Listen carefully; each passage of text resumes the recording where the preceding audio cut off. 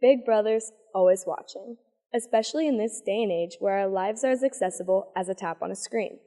In an attempt to protect student safety, Mesa administration has been taking advantage of this fact and checking up on social media accounts to aid in disciplinary action. This, however, leaves some students wondering, where exactly is the boundary between protecting their safety or just invading their personal space? The recent crackdown has created a sense of paranoia among students, and it's rumored that Mason administrators have taken it on themselves to create a group of students to keep tabs on, a watch list. Supposedly, these students are monitored by principals. Twitter user Sam Parsons has seen people get in trouble from social media and thinks it is an unnecessary and excessive source of discipline. Yeah, there's definitely a big difference between things that are going to affect the students and or the people around them, and things that, you know, are just kids growing up and doing things that kids are going to do. And you know, if it's something that's going to be harmful to us as students, I would love for, you know, an authority figure to get involved and put a stop to it. But there's some things that just happen that, you know, aren't really necessary to be punished, and, you know, you get your life, you know, turned on. So I don't know, it's just kind of unfair. Being the first generation to grow up online has its advantages, but like anything else, comes with disadvantages.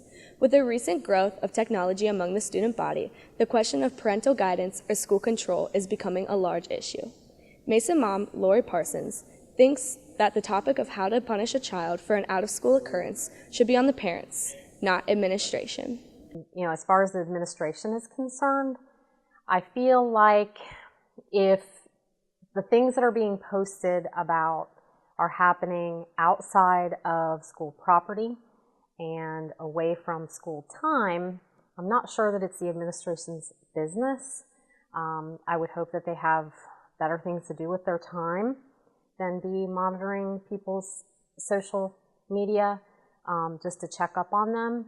I feel like it's our job as parents to be, you know, checking up on what they're up to, and punishment as necessary.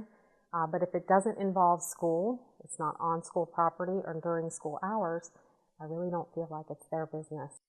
Despite recent call-downs for tweets about parties, School Resource Officer Dyer claims that the school doesn't go searching for info and only acts on legitimate threats brought to them. As far as the school, we just don't have the means to monitor everyone's Facebook account. The things that the school deals with are things that people have brought to their attention that has caused some kind of concern. So that typically is where I come into play, or the administration comes into play, is because there's some kind of concern, some kind of worry out there about a certain post that now we have to act on, because just due to the way that the world is now, we cannot let things just sit. Students have always been taught to be careful about what they put online for fear of stranger danger, but have never been taught to fear the school, until now. Protecting Comet Country or depriving students of their teenage years? A question often asked here. I'm Allie Evans, NBC News.